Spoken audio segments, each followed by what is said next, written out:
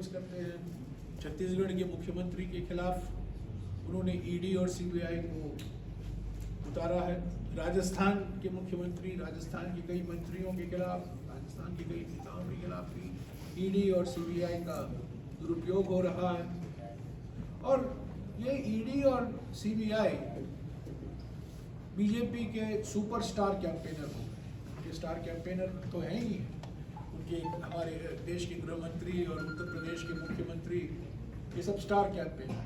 पर दो superstar campaigner हैं बीजेपी के लिए, वो है ईडी और सीबीआई। तो वो एक हाथ में ये दो हथियार हैं, और दूसरे हाथ में इसका इस्तेमाल भरपूर तरीके से प्रधानमंत्री स्वयं करते हैं, वो है ध्रुवीकरण की राजनीति।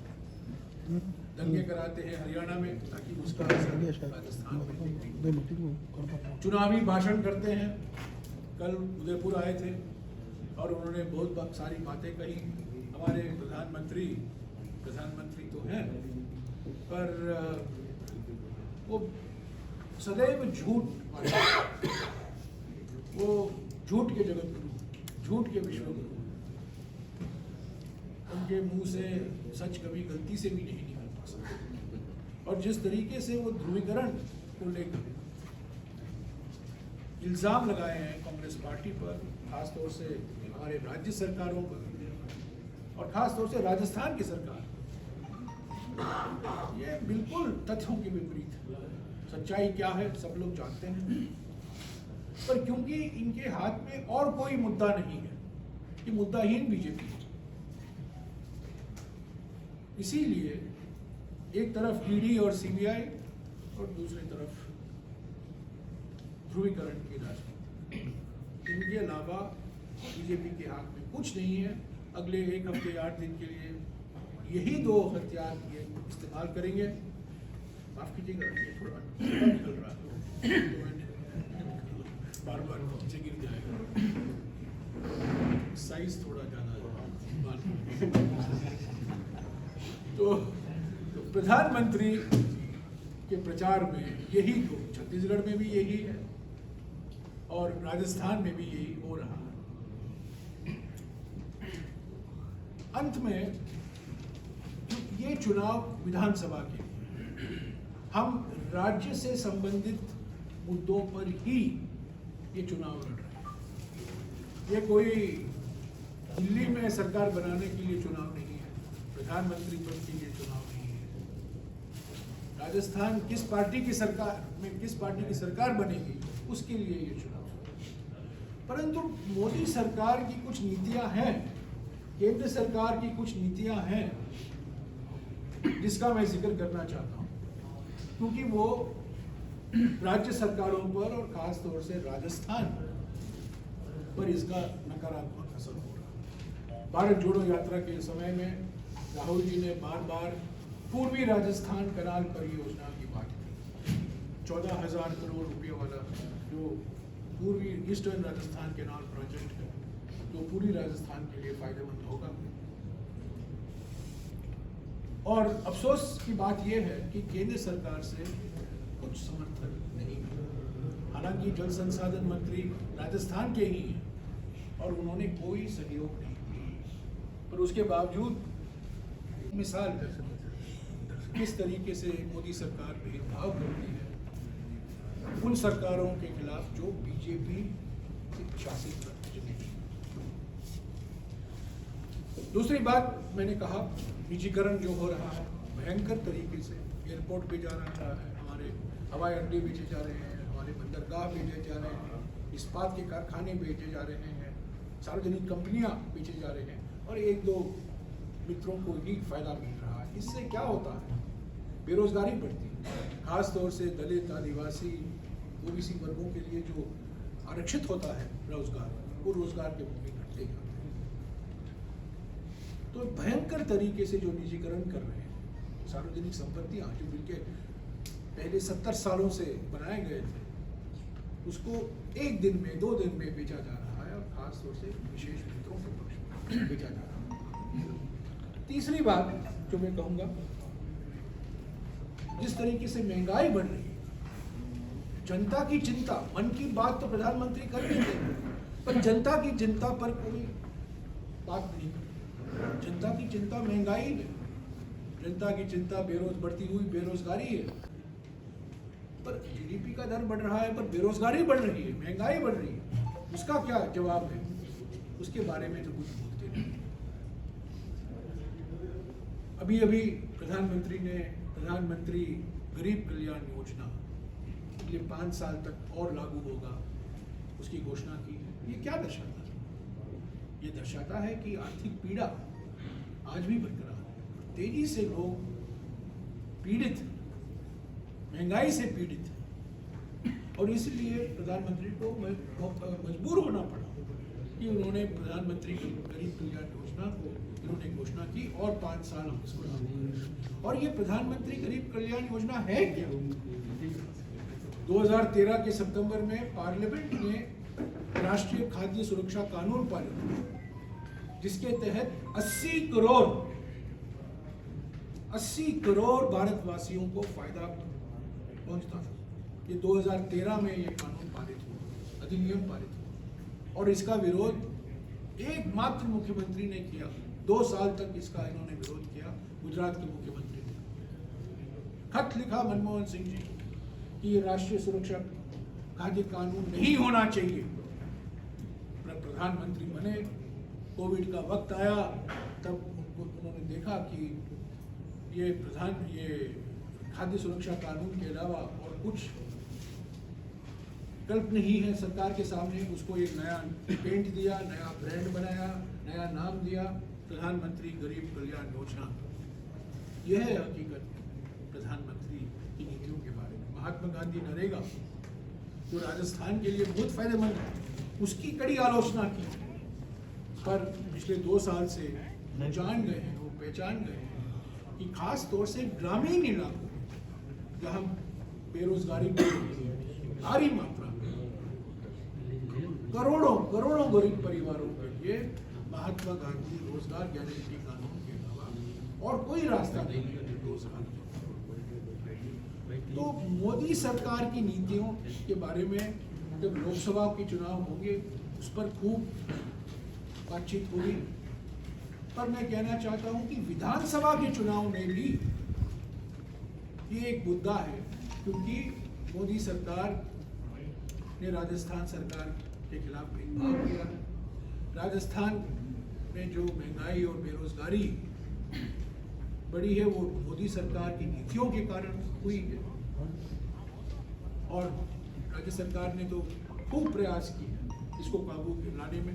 एक गैस सिलेंडर को 500 रुपया कराने का वही एक राज्य सरकार के हाथ में एक रास्ता था, उन्होंने वो अपनाया।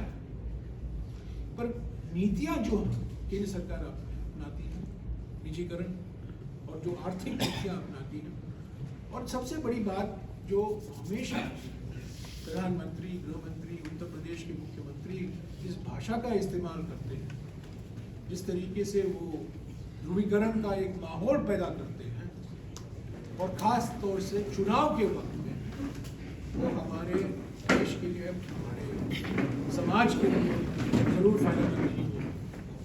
हेलो अर्थशास्त्री, हमारे पार्टी के प्रवक्ता। कल प्रधानमंत्री उदयपुर में थे, उन्होंने राजस्थान सरकार को टारगेट पे लिया और कहा कि सरकार ने सिर्फ मछलियां पकड़ी है, बीजेपी सरकार आएगी तो मगरमच्छ पकड़े जाएंगे। कौन से मगरमच्छ छोड़ दिया? ये मगरमच्छ कौन है? किस पार्टी का मगरमच्छ है? ये प्रधानमंत्री ने देखा होगा, उनको सभी जानकारी है। ये फोटो आप लोगों ने भी देखा है। ये कौन है? इसको किसने पकड़ा? 4 दिन के अंदर इसको गिरफ्तार किया गया। 4 घंटे के अंदर, सॉरी 4 घंटे के अंदर गिरफ्तार किया गया। और ये किस पार्टी का कार्यकर्ता है? कमल के फूल की पार्टी का, पूरी तैयारी से आया। तो इन्हीं के कार्यकर्ता, और ये लगाते हैं इल्जाम राज्य सरकार पर, क्योंकि ये प्रधानमंत्री कल ही आए थे और कल ही ये इल्जाम फिर से दोहराए हैं, इसीलिए ये फोटो तैयार था मेरे पास। ऐसा नहीं है कि मैं आया हूँ जान, अगर प्रधानमंत्री नहीं इसका जिक्र करते मैं जिक्र नहीं करता, पर क्योंकि प्रधानमंत्री ने कहा है और प्रधानमंत्री ने और कई बातें की हैं, की यात्रा निकालने के पर हमने प्रतिबंध लगाई। अरे आप चैनल देखिए, जो चैनल हमारे पक्ष में नहीं है उन्होंने खबर छापा है कि यात्राएं निकाली जाई हैं और हेलीकॉप्टर से फूल बरसाए गए हैं। ये प्रधानमंत्री थे, मैंने कहा है चुनाव के वक्त में, खास तौर से चुनाव के वक्त में प्रधानमंत्री कभी सच नहीं बोलते। वो बार बार, उनकी एक ही मंशा है, बार बार झूठ दोहराते जाओ ताकि लोग 10 दिन के बाद या 15 दिन के बाद उस झूठ को सच मानने लगे। ये उनकी बहुत पुराना तरीका है। गुजरात के मुख्यमंत्री से के समय से ये तरीका है, वो बार बार एक ही झूठ को दोहराते जाते हैं और लोग समझते हैं कि इसमें कुछ सच्चाई होगी क्योंकि प्रधानमंत्री बोल रहे हैं। पर मैं पूरी जिम्मेदारी के साथ कहता हूँ, हमारे प्रधानमंत्री गलती से भी सच नहीं बोल सकते। पार्लियामेंट के अंदर झूठ बोलते हैं और पार्लियामेंट के बाहर झूठ बोलते हैं। जब चुनाव का वक्त नहीं होता है झूठ बोलते हैं, जब चुनाव का वक्त होता है तब तो सुपर झूठ बोलते हैं। और कल आपको देखने को सुनने को मिला किस तरीके से वो झूठ बोलते हैं। पेपर लीक के मामले में सरकार कहीं कहीं गिरी है। आपको लगता है पेपर लीक के मामले में बहुत कुछ हो सकता था? राजस्थान में पेपर लीक के मामले में सरकार को खूब घेरा जा रहा है। पेपर लीक और भ्रष्टाचार दो पर घेरा गया। गौरव वल्लभ क्या बताओ यार। देखिए, पेपर लीक में कौन सी सरकार ने बुलडोजर चलाया? वो कांग्रेस की सरकार ने पेपर लीक में लिप्त लोगों के घरों पे, दफ्तरों पे बुलडोजर चलाया। पर हिंदुस्तान में एक युवा पीढ़ी को किसने खत्म किया? मध्य प्रदेश में व्यापम का एक जो महाघोटाला हुआ, उसमें एक पूरी जनरेशन नौकरी विहीन हो गई। गुजरात के अंदर सब इंस्पेक्टर का, पटवारी का, स्कूल टीचर्स का पेपर लीक हुआ, क्या कार्रवाई हुई? हमने तो असेंबली के अंदर बिल पास करवाया कि पेपर लीक में जो दोषी है उनको बख्शा नहीं जाएगा। अशोक गहलोत जी की सरकार ने जो पेपर लीक में जो दोषी थे उनके ऑफिसों पर, दफ्तरों पर, घरों पर बुलडोजर चलाने की कार्रवाई करी। और मैं आपके माध्यम से एक बात कहता हूं, कान खोलकर सुन लो जो लोग भी पेपर लीक में, अगर 0.00001% भी पेपर लीक में हाथ होगा तो हम बख्शेंगे नहीं। 3 दिसंबर को पुनः हमारी सरकार बनने जा रही है और वापस से ऐसी सरकार जो 500 रुपए में सिलेंडर देने का काम करती हो, जो 25 लाख का बीमा इंश्योरेंस, जो हेल्थ इंश्योरेंस का काम करती है। जयराम रमेश जी हमारे पार्टी के सीनियर लीडर, आपको पता है राइट टू एम्प्लॉयमेंट में जो मनरेगा जब बना, जयराम रमेश जी का उसमें बहुत बड़ा कंट्रीब्यूशन था। राइट टू इंफॉर्मेशन यूपीए सरकार ने दिया, राइट टू एजुकेशन यूपीए सरकार ने दिया। और राजस्थान की सरकार पहली ऐसी राज्य की सरकार बनी जिन्होंने अपने नागरिकों को, अपने राज्य के वासियों को राइट टू हेल्थ दिया। 25 लाख का बीमा। बड़े बड़ी कंपनियों में जो लोग काम करते हैं उनके एम्प्लॉयर उनके ऊपर 25 लाख का नहीं लेते, पर राजस्थान की कांग्रेस सरकार ने अपने नागरिकों पर, अपने वासियों पर, राजस्थान वासियों के ऊपर 25 लाख का फ्री हेल्थ किया। और रही बात पेपर लीक की, आपने इंपॉर्टेंट क्वेश्चन पूछा, हम तो जवाब दे रहे हैं कि उनको बख्शा नहीं जाएगा और ऑलरेडी हमने कार्रवाई कर दी है, बुलडोजर चला दिए उनके। पर व्यापम का क्या हुआ? क्या व्यापम को हम भूल जाए? भर्ती में भूतो ना भविष्यता, कोई भी भर्ती में व्यापम से बड़ा भ्रष्टाचार हो ही नहीं सकता। हजारों, 100 लोगों ने खुदकुशी की, क्या भूल जाए हम कि जिसका नाम व्यापम में आता अगले दिन पंकज जी वो खुदकुशी कर लेता? ये क्या हो रहा है? ये क्या हुआ? इसको भूल जाए। गुजरात में सैकड़ों परीक्षाओं के पेपर लीक हुए, क्या कार्रवाई हुई? हाँ, हमने हमारे यहाँ 2-4 परीक्षाओं के, भर्ती परीक्षाओं के पेपर लीक हुए, हमने कार्रवाई करी। और आज भी वो लोग जो लिप्त है वो हमारे कानूनी कार्रवाई के तहत हमारे पास, हम जेलों में बंद है, हवालात के पीछे। तो ये कार्रवाई हमने की है और आगे भी, अभी मैनिफेस्टो में भी पेपर लीक आगे ना हो, किस तरह की भर्ती प्रक्रिया सुदृढ़ हो, इसके बारे में एक पूरा मॉडल को हम देने को जा रहे हैं। एक मिनट, मैं एक दो बात जोड़ूं इससे। इन्होंने अभी व्यापम का जिक्र किया। मैं प्रधानमंत्री से पूछना चाहता हूं, मध्य प्रदेश में पिछले 18 सालों में इतने घोटाले हुए हैं, व्यापम घोटाला, नरसिंह घोटाला और महाकाल को लेकर एक घोटाला, करीब पटवारी घोटाला, 250 घोटाले हुए हैं। इन्होंने क्या कार्रवाई? कल मैंने पढ़ा प्रधानमंत्री ने कुछ आरोप लगाए हैं राजस्थान सरकार पर, महिलाओं पर जो अत्याचार होता है।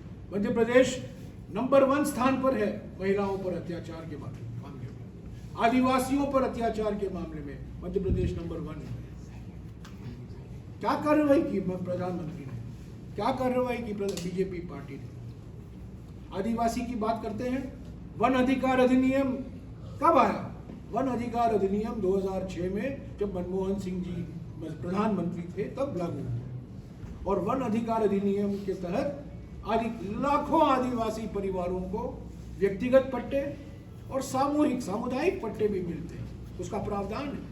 और उस कानून को कमजोर करने में पिछले 10 साल से नरेंद्र मोदी की सरकार लगी हुई है। भूमि अधिग्रहण कानून लाया गया 2013 में, उसको कमजोर करने में मोदी सरकार लगी हुई है। खाद्य सुरक्षा कानून का जिक्र मैंने किया है। खाद्य सुरक्षा कानून ये बंद करना चाहते थे क्योंकि ये इसका विरोध गुजरात के मुख्यमंत्री ने किया था, पर कोविड के समय उनको पता चल गया कि इसको कमजोर नहीं किया जा सकता, इसीलिए इसको एक नया नाम दिया गया, प्रधानमंत्री गरीब कल्याण योजना। जयराम जी, एक मिनट, महात्मा गांधी नरेगा, कितनी कड़ी आलोचना हुई प्रधानमंत्री के मुंह से पार्लियामेंट के अंदर।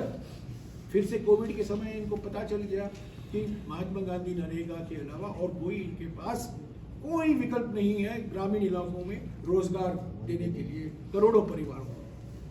तो ये इल्जाम तो लगते हैं, प्रधानमंत्री आते हैं, बोलते हैं और चले जाते हैं, खबर छप जाती है, पर इसका खंडन करना हमारा फर्ज बनता है, हमारा कर्तव्य बनता है। और मैं पूरी जिम्मेदारी के साथ कहता हूं कि कल जो प्रधानमंत्री ने फिर से दोहराया है, जो इल्जाम लगाए हैं राजस्थान की सरकार पर, कांग्रेस पार्टी पर, हमारे नेतृत्व पर, ये बिल्कुल बेबुनियाद है, बिल्कुल गलत है और ये बिल्कुल झूठ है। कर्नाटक की आपने बात करी, कर्नाटक की आपने बात करी है, तो कर्नाटक की आपने बात करी है। 2 मिनट बोले। अभी इंडिया का गठन हुआ INDA है, जिसमें आप सभी हैं। नीतीश कुमार जी ने उस बिहार विधानसभा में लेकर एक बयान दिया है, जिसको देश भर को लेकर देश भर की महिलाएं आक्रोशित हैं। नीतीश कुमार जी ने जो कहा है और वो खुद पहचान गए हैं वो गलत था, उन्होंने माफी मांगी, ठीक है, तो उस पर मैं और कुछ नहीं कहूँगा। पर इंडिया गठबंधन पर, इंडिया गठबंधन में कई पार्टियां हैं, 28 पार्टियां हैं, अलग अलग विचार की पार्टियां हैं। कुछ ऐसी पार्टियां हैं जिनके खिलाफ हम चुनाव लड़ते हैं राज्यों में, पर ये इंडिया गठबंधन जो है लोकसभा चुनाव के लिए बनाया गया। अलग अलग विचार हैं, लोग बोलते हैं, किसी का आवाज़ कोई दबाने की कोशिश नहीं की जाती है। हम बीजेपी पार्टी नहीं है, 1 पार्टी 1 वॉइस, 1 पार्टी 1 लीडर तो है नहीं। तो इंडिया कांग्रेस पार्टी के अंदर भी लोग अलग अलग आवाज़ में बोलते हैं, तो किसी आवाज़ को दबाने की प्रयास की नहीं जाती। तो इंडिया गठबंधन मजबूत है। हमने नारा भी दिया है 2024 के चुनाव के लिए, जुड़ेगा भारत, जीतेगा इंडिया। और इसी नारे के आधार पर हम चुनावी अभियान लगाएंगे 2-3 दिसंबर के बाद। जब चुनाव के रिजल्ट आएंगे उसके बाद सारी इंडिया पार्टियां, खासतौर से कांग्रेस पार्टी इसमें लग जाएगी। एक बात एक और कहूँ कि कांग्रेस पार्टी का मजबूत होना जरूरी है इंडिया गठबंधन की सफलता के लिए। इसीलिए हमने पूरे परिश्रम, पूरा समय हमने इन 5 राज्यों में दिया है, क्योंकि ये हमारे लिए बहुत महत्व रखता है। और कोई इंडिया पार्टी है इन 5 राज्यों में मौजूद नहीं, हमारे लिए बहुत महत्व है और हम जीतेंगे। और इसका असर न केवल कांग्रेस पार्टी पर पड़ेगा, पर इंडिया गठबंधन पर भी पड़ेगा। अगर मजबूत कांग्रेस है तो इंडिया गठबंधन के लिए एक फेविकॉल मिल जाता है। कर्नाटक में सरकार गिरने वाली है, लहर सिंह सिरोया कह रहे हैं मजबूत कांग्रेस इंडिया के लिए एक फेविकॉल है। हाँ जी, आप बार पूछ रहे थे। लहर सिंह सिरोया ने अभी 3 दिन पहले उदयपुर में कॉन्फ्रेंस की और कह रहे हैं कि कर्नाटक में सरकार गिरने वाली, जिस तरीके से जो है अर्थव्यवस्था वहाँ पर बिगड़ी है, मुफ्त की रेवड़ियाँ बांटी है, तो उसको लेकर कर्नाटक की सरकार 5 साल तक चलेगी। 5 साल तक हमें स्पष्ट बहुमत मिला है। ये ऑपरेशन कीचड़ चलाते रहेंगे, उसका नाम देंगे ऑपरेशन लोटस, पर वास्तविकता ये है कि ऑपरेशन कीचड़ है। 6 महीने हो गए हैं कर्नाटक में, आज तक बीजेपी ने अपने संसदीय दल का नेता नहीं चुना है, और ये दावा करते हैं कि कांग्रेस इस पार्टी में शामिल होंगे, कांग्रेस वाले। अरे ये पार्टी 6 महीने तक अपना नेता नहीं चुन पा रही है कर्नाटक में। ये दुनिया भर की बातें बोलते हैं, तो कर्नाटक में बड़े परेशानी में।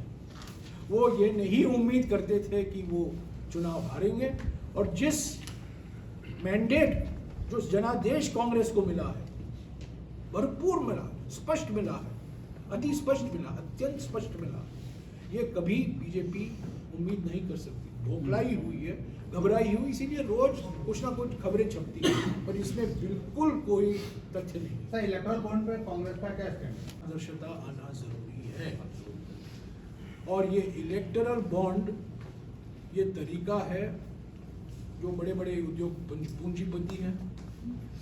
आप देखिए 80%, 80 से भी ऊपर 85% इलेक्टोरल बॉन्ड सिर्फ बीजेपी को गया, तो ये इसके खिलाफ है।